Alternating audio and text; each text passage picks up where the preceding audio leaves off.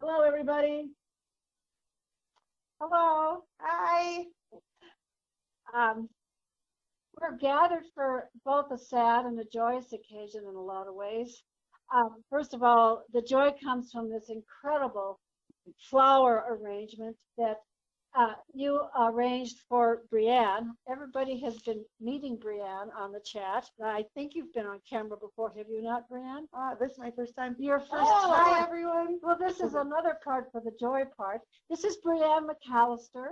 She has a degree in wildlife biology, plus she is a gardener and a flower arranger. And you will not believe the details on this flower arrangement. I'm going to hold for just a moment here, Jake.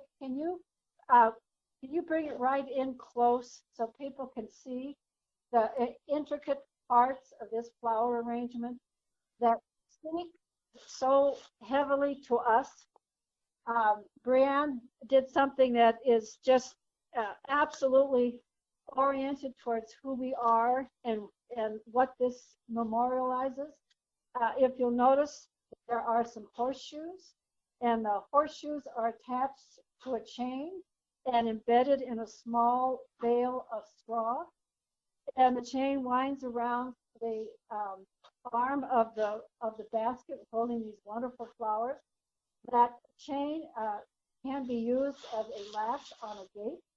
And we will take that chain, Brienne, and we will use it on Augie's doll. It will be a gift from his grandmother. And I'm starting to cry. And I'm sorry. No, it's perfect. But there has never been a Dunrovin ranch without Annie. It's really heartbreaking to me to lose her. But I can't tell you how wonderful it was for me to come back from a meeting and walk into my office and see this on my table. It was just overwhelming. The scent, the beauty, and just the love that all of you have given to me, and the love that I get from Kelly and Brienne and from my animals. And I'm overcome by it. Okay. Oh, it's okay. First of all, so thank you, Brienne. Thank you for this incredible gift, and thank all of you for working with Brienne and Kelly to do this for me. It means a great deal. Kelly, thank you for the love and the kindness you gave to Annie her last year. Of course. I mean, she had a tough last year in some ways, but not in others. She, since May, she's been Grandma Annie most of the time, and as many of you watched, she was giving Augie way more discipline than her mother ever thought she would do. And I think that's common for life in general, that the grandparents really play an active role in bringing up their children. And Annie certainly did that. She had 3 grandchildren that were born here. And I want to say that we're standing in front of the stall that in the middle years, Annie did not occupy this stall, in part because she was lame from a very early time on at Dunrovin. And so she got moved to the side because the horses that were used a lot were the ones who occupied these front stalls so that they were easily accessible. But this was Annie's first stall, and it is her last stall. She came to Dunrovin Ranch, and I built this part of the barn first. In fact, it was exactly this wide. I only had Annie at that point. And then I got a little pony named Sugar, and then a horse named Denali. But Annie was my first horse here in Montana. And when she became lame, I think many of you know the story, but if you don't, when I first bought her, I didn't have the place set up yet. I didn't have the fences put up or a barn or anything, so I boarded her at another facility. And during a very bad spring hailstorm, where there was a lot of damage in Missoula, we had baseball-sized hailstones come out of the sky. She was injured, and nobody knows how she was injured, but she was injured on her knee. She had what was called a compression break. And I had her operated on twice. And both times they took out flakes of bone out of her knee. it was her right front knee. And but she was still not writable even after those 2 operations. And so she was retired at a very young age. But when I had purchased her, she had a gorgeous foal with her. And so I decided, well, let's have a foal. And so I went about breeding Annie. And the sire to that foal was in California. And so breeding Annie turned into an enormous ordeal.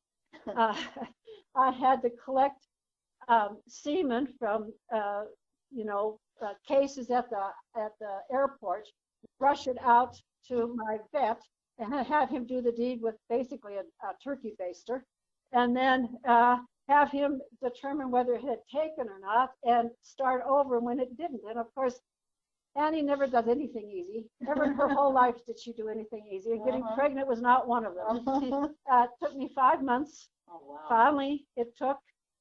And I waited and waited, through her pregnancy. And she gave birth right here in this very corner to the lovely Lady Lonza. And as many of you know, that was on my father's birthday the year after he had died. And so Annie has been the matriarch of Dunrovin Ranch for all these years. She was a feisty horse, and that's one of the reasons I bought her, as I wanted to do endurance riding on her. She had, and you can probably attest to this, Kelly, she had a can-do attitude. Oh, yeah. If she had it in her mind to do something, she was going to do it. She didn't back down. And you saw that throughout her lifetime. It really wasn't until the last maybe 8 years that she ceded the throne to Lonza. I mean, she kept at it, and she was 27 when she died. And even though she'd had a very arthritic knee and couldn't always get around, she took no guff off anybody, man nor beast. She was lovely. Yeah, she was just full of spirit and wonderful with people, really good with people. She'd be heck on wheels with some of the geldings, but kids could crawl under her and paint her and groom her. And she loved the attention. She was just a wonderful, wonderful horse that filled my heart in a lot of ways.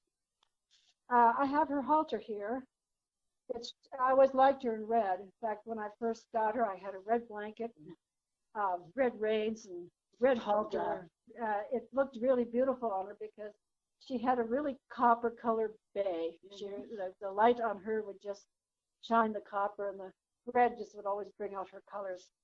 And because she wasn't used in riding, her halter, this is the same halter I've had for 20 years. Oh, is it really? Wow. It is. Wow. And it's not all that used because she was not all that used. And I'm going to give it to her grandson. So I was going to say, maybe that's Augie's color. I think maybe Augie's going to wear red. And it's a high energy color. High everyone. energy color. And this is a medium-sized halter. He probably will grow out of it. I think he's going to be more like his mother than his grandmother. His mother's quite a bit larger than. But this can be for his teenage years. This can be for his teenage years, and I like to think that Annie has a hold of him and can continue her discipline of Augie. Let's hope so. Let's hope so. Yeah, but thank you. Thank all of you for being there with me, and for loving her, and for missing her. I did clip some of her mane, and I plan to plant a lilac bush. Lilacs were my mother's favorite bushes. I always think of my mother when I see lilacs, and she, Annie was the grandmother of Dunrovin, and so she will get a lilac bush in her name. And I know I will enjoy watching it grow and seeing its lilacs form and thinking and contemplating Annie. I do want to say that her last moments were quiet. Yes. She was very ready to go. Her body was shutting down. We offered her water and she did not take it, although she moved it. And that reminds me, when I could ride her, one of the things I loved most about Annie is she loved the water. And I'm not kidding you.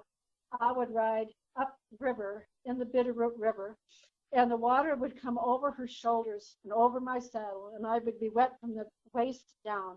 And she was like a tugboat. She just went for it. I mean, she was just plowing through the river. Loved the water. She loved hauling Yes. the water. We couldn't keep water on You the could not ground. keep, yeah. She would empty it. She would empty it.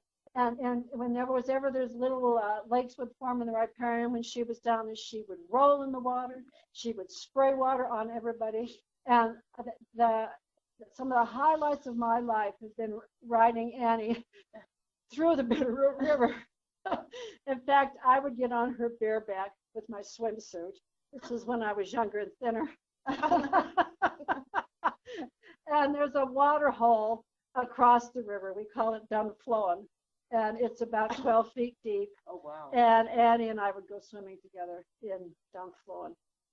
So she was my water horse. Loved it. And at the very last, she played with the water. That was sort of her last activity. Very nice. Well, thank you all. Thank you, Brianne. Absolutely. And I'm really pleased that Brianne is going to be with us this summer.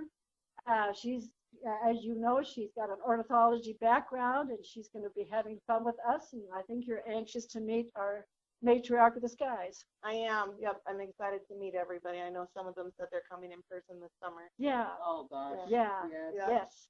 And the bucket truck, I don't know if you know, the bucket truck is coming a week from tomorrow at 10 a.m. Yep.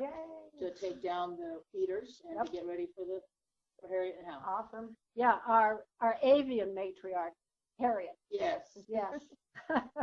She will be back. And I just really thank you, everybody. And it'll be a quiet summer without Annie, but life goes on.